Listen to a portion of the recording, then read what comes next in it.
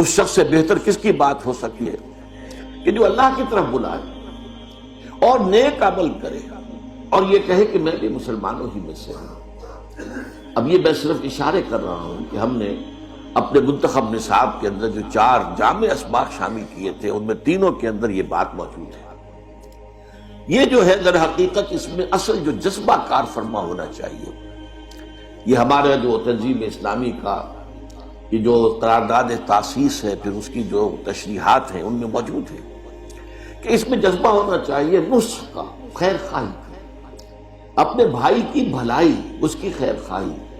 اس کی عاقبت کو بچانا اور سنوارنا تاکہ اس کی ابدی زندگی جو ہے بہتر ہو جائے۔ اس میں کوئی اپنے نام و نمود کا جذبہ اگر آ گیا تو نتیجہ زیرو ہو جائے گا۔ اگر اپنی شخصیت کی دھوس جمانے کا کوئی مقصد شامل ہو گیا تو زیرو ہو جائے گا، بلکہ یہ کہ برعکس ہوگا، اس کا رد عمل جو ہے وہ اس کے مخالف ہوگا۔ خیر خواہی، الدین والنصیحہ، وہ نصیحہ جو ہے اس کے بارے میں آپ کو معلوم، للہ ولکتابہ ولرسولہ ولائمۃ المسلمین وعامتہ، عام مسلمانوں کے لیے نصح و خیر خواہی، قوا انفسکم واہلیکم نارا، جس کے لیے کہ حضور کی یہ حدیث آپ نے بارہا سنی ہوگی کہ میری اور تمہاری مثال تو ایسے ہیں جیسے آگ کا ایک گڑھا ہے، تم اس میں گر پڑنا چاہتے ہو اور میں تمہارے کپڑے پکڑ پکڑ کر گھسیٹ رہا ہوں۔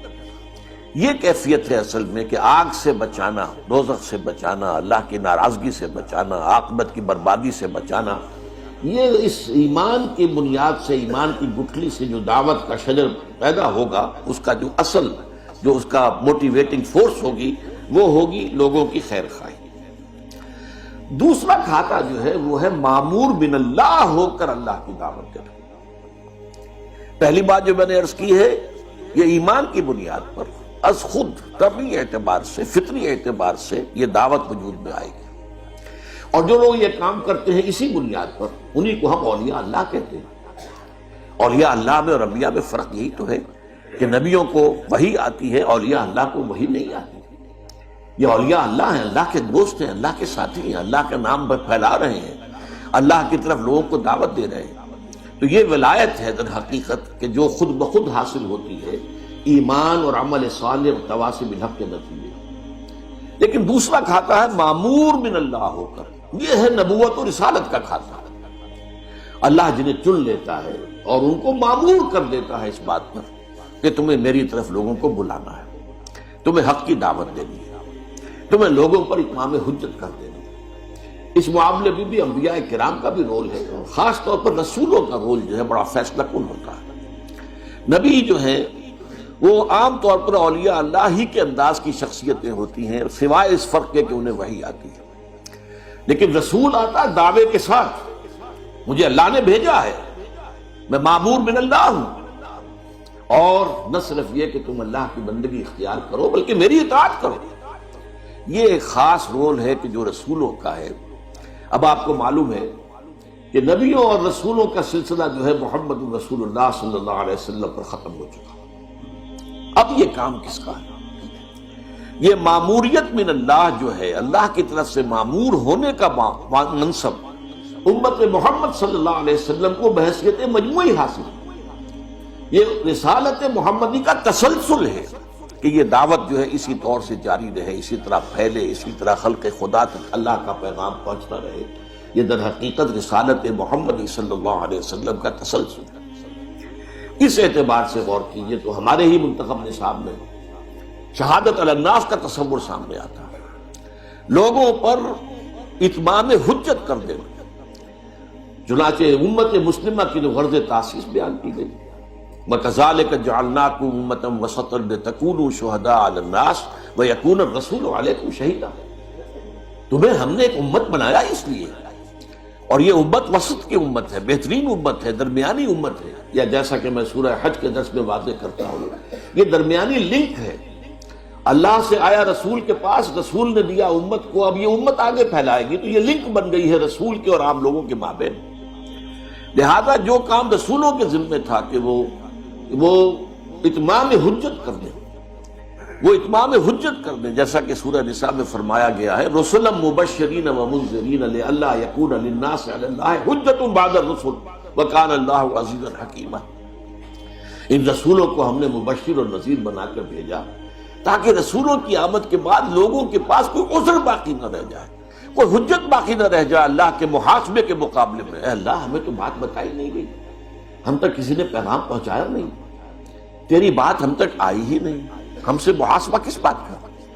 کس بنیاد پر ہم سے محاسبہ ہو رہا ہے؟ بہرحال اگرچہ محاسبے کی بنیادیں اور بھی ہیں،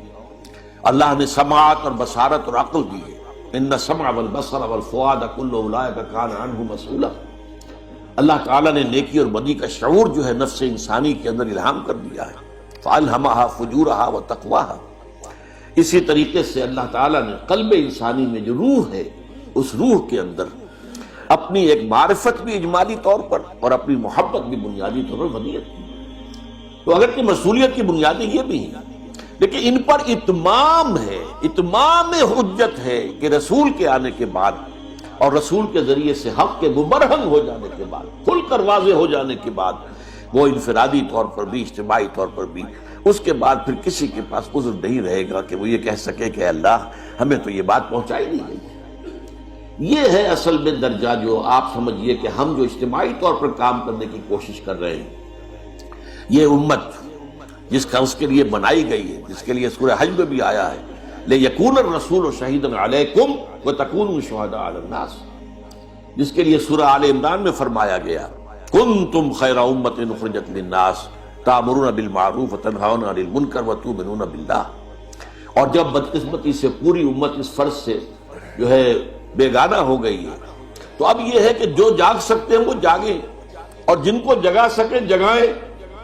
اور اس جاگنے اور جگانے کے عمل سے ایک چھوٹی امت وجود میں آ جائے بڑی امت میں۔ بڑی امت میں تو سب ہیں جو محمد کے نام لیوا ہیں، لیکن اس چھوٹی امت میں وہ ہوں گے جو فرمایا گیا وَلْتَكُمْ مِنْكُمْ أُمَّةٌ يَدْعُونَ إِلَى الْخَيْرِ وَيَأْمُرُونَ بِالْمَعْرُوفِ وَيَنْهَوْنَ عَنِ الْمُنكَرِ وَأُولَئِكَ هُمُ الْمُفْلِحُونَ۔ یہ معاملہ جو ہے فلاح کا وعدہ صرف ان سے ہے،